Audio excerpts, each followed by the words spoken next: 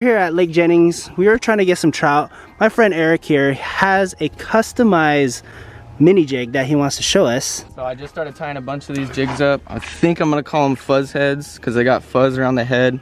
They're a little bit different than what everybody else is offering. Just trying to give somebody and all the other trout anglers here something they can put different in their arsenal.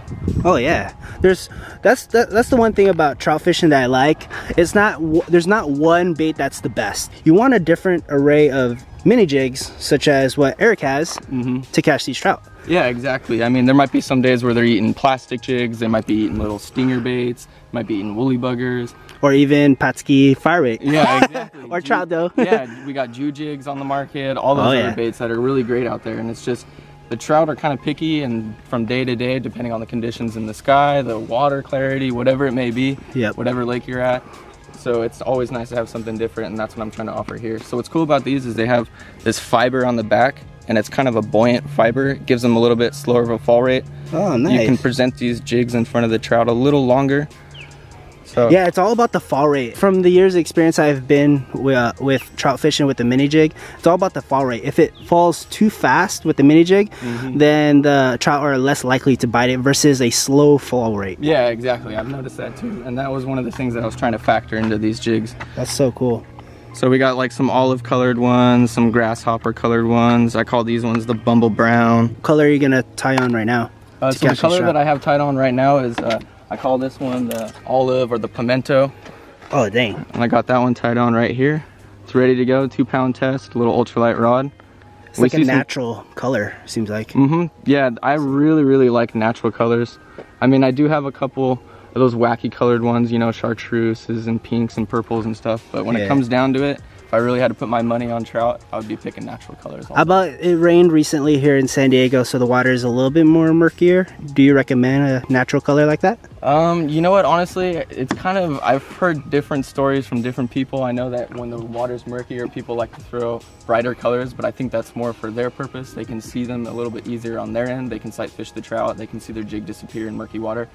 But I've had equally as much luck, if not better luck, on still dark jigs, green colored jigs, brown jigs in murky or water situations. So I guess it just comes down to presentation and who the trout angler is. All right, so I think the moment of truth is if you can catch a trout with this mini jig that you made. Yeah, I guess that's really what proves it, the trial and error. Right? All right, we see a school of trout right here. This is a nice little cove right here of Lake Jennings.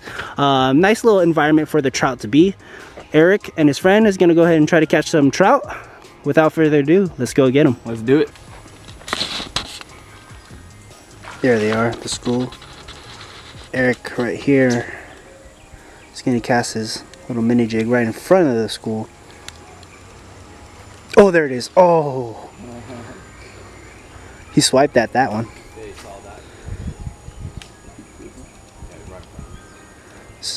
They're going to swim to the left, unless you scare them to the right.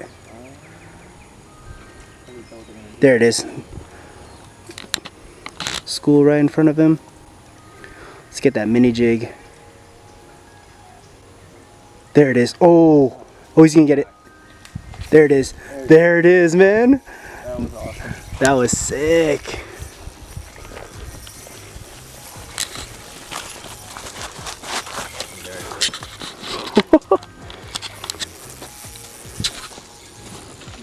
Hey Eric, what are you using?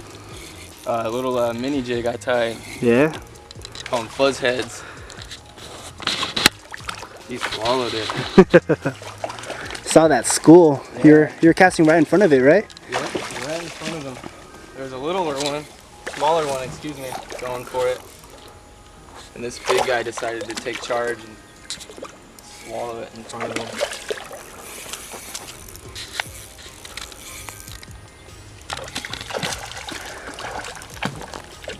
It looked like they were going to start going left, and then they decided to come back towards shore and move right towards us. So you casted right in front of where they're going to be, right? I definitely had to anticipate where they were going.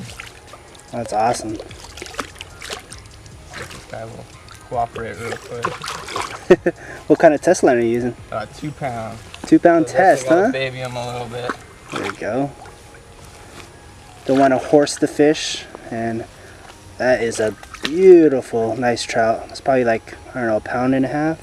Oh, perfect. That's nice, man. Maybe better. That's awesome. Fish is shot. cooperating. There you go, man. That's awesome. What's the name of your jig? I'm not quite sure what I'm gonna call them yet, but I think I'm gonna call them fuzz heads. So you got that slower fall rate. Yeah. Longer so presentation time definitely helps. cool. That's so awesome. A second trout, Eric? Yep. Just chatting up there in the parking lot, and he started to cruise in over towards the boat dock from right to left, and made a cast and intercepted this guy perfectly. That's so cool. Pretty awesome. I think those pelicans right there, those birds, those white birds were actually pushing a school this way. And then one of the trout saw your fuzz heads, could not resist it. He went straight for it. I use a sickle type jig head as well, so I think that might put a little bit more of a difference in the hookup ratio as well. Got him front and center.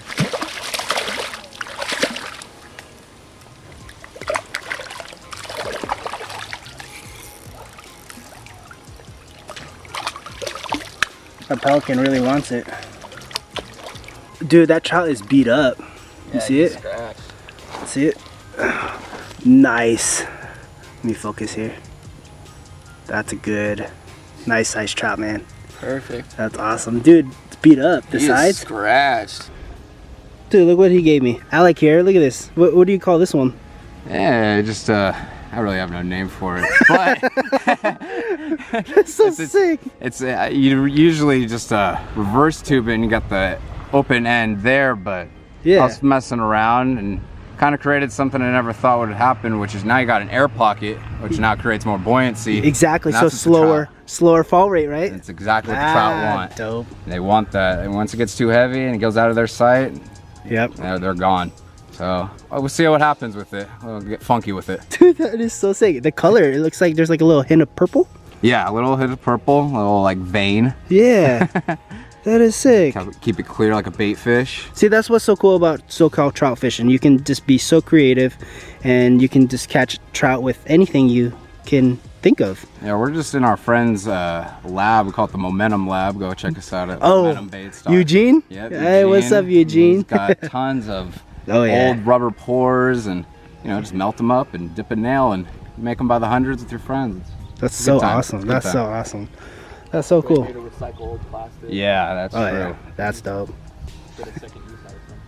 It makes you eager to go out and use them, and it makes you feel so much better about all your hard work. You get the tiniest little sense of pride for sure when you're sitting on it. Yeah, you caught that trout earlier on a hand-tied custom jig. That's so awesome. Something about just sitting at home, coming up with a little concoction. You're like, that must look pretty cool, and then you go to the lake the next day and get bit on it. That's what fishing is all about. It's like a hypothesis, and you're trying to prove that hypothesis.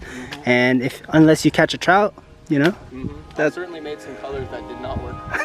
that you thought it would work, but right? I thought it did, and I was like, oh,